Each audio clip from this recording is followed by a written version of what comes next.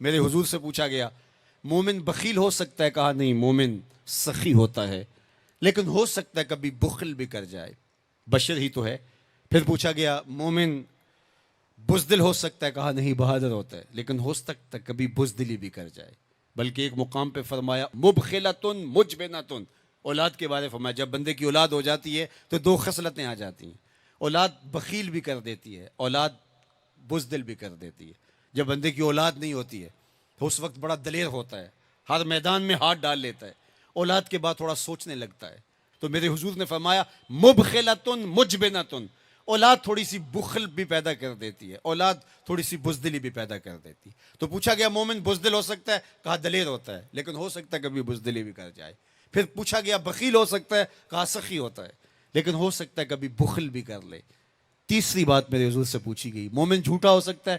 فرمایا جھوٹا نہیں ہو سکتا، یہ طے شدہ بات ہے کہ مومن ہو اور جھوٹا ہو، یہ نہیں ہو سکتا۔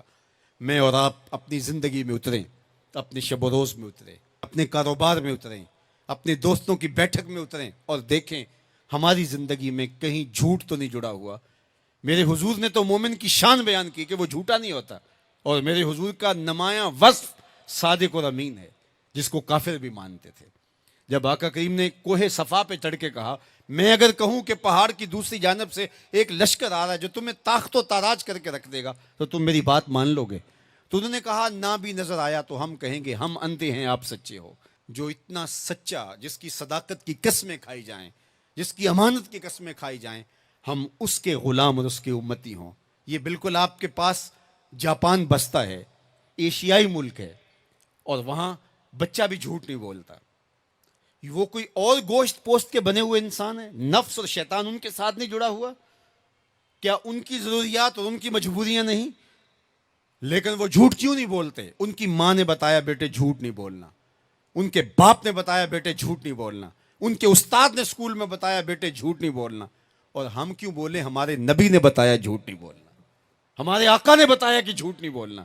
اگر ہم آقا کے سچے غلام ہیں تو ہماری زبان سے جھوٹ نکل ہی نہیں سکتا۔ جب کوئی شخص جھوٹ بولتا ہے، حدیث پاک میں آتا ہے اس کے منہ سے بدبو نکلتی ہے، جس سے اللہ کے رحمت کے فرشتے ایک میل دور ہٹ جاتے ہیں، اور اگر وہ پھر جھوٹ بولتا ہے تو فرشتے اور پیچھے ہٹتے چلے جاتے ہیں۔ اب سویر سے لے کر شام تک جھوٹ جھوٹ اور جھوٹ، اور فرشتے کہاں کے کہاں پہنچ گئے۔ رحمت کے فرشتے تو نیڑے ہیں ہی نہیں، تو پھر کاروبار میں بھی بے برکتی ہوگی، گھر میں بھی بے برکتی ہوگی، اس دواجی زندگی میں بھی تلخیاں ہوں گی۔ پھر ہم بھاگتے ہیں عاملوں کے پاس، اس نے کہا شکر ہے تو وقت پہ آ گیا ہے ورنہ تعویذ چل جانے تھے، تیرے اوپر تو کسی نے ڈاڑے تعویذ کیے ہوئے ہیں۔ اور میاں وہ تعویذ جھوٹ کا ہے، وہ جادو ٹونا جھوٹ کا ہے، رحمت کے فرشتے دور ہٹ گئے اور ہم اندھیروں میں آ گئے۔ آؤ سچائی کو شعار زندگی بنا لو، رحمت کے فرشتے اپنے نوری پر تان دیں گے تمہارے اوپر، اور تم ایک انوار کے ماحول میں جینا سیکھ لو گے۔ میرے حضور علیہ السلام کا بتایا ہوا دین، میرے حضور کا دیا ہوا شعار حیات، میرے حضور کے دیے ہوئے انداز زندگی، وہ اختیار کر کے ہم ایک پاکیزہ ستھری طیب اور صاف زندگی گزارنے کا تصور حاصل کر کے ایک خوشگوار زندگی جینے کی کوشش کریں۔ آئیے میں اور آپ آج دیکھیں کہ ہمارے ساتھ کوئی ایسا عمل، کوئی ایسا رویہ تو نہیں جڑا جو حضور کے بتائے ہوئے طریقوں سے ہٹ کر ہے۔ آؤ اپنی زندگی کو ان کے قدموں میں ڈال دیں، ہمارا رویہ بتائے ہم حضور کے غلام ہیں، ہمارا طرز زندگی بتائے ہم حضور کے غلام ہیں، ہمارا انداز حیات بتائے ہم حضور کے غلام ہیں۔ غلامی رسول کو اپنی نس نس میں سمو لو، غلامی رسول تمہارے لباس سے دکھائی دے، غلامی رسول تمہارے رویوں سے دکھائی دے، غلامی رسول تمہارے طرز حیات سے دکھائی دے، غلامی رسول تمہارے سجدوں سے دکھائی دے، تو غلامی رسول تمہارے وعدوں سے دکھائی دے، تمہاری بولی سے غلامی رسول ٹپکتی ہو، نہ یہ کہ تم صرف زبان سے یہ کہو کہ میں غلام رسول ہوں، باقی تمہاری زندگی کا ہر تیور اس کی نفی کر رہا ہو۔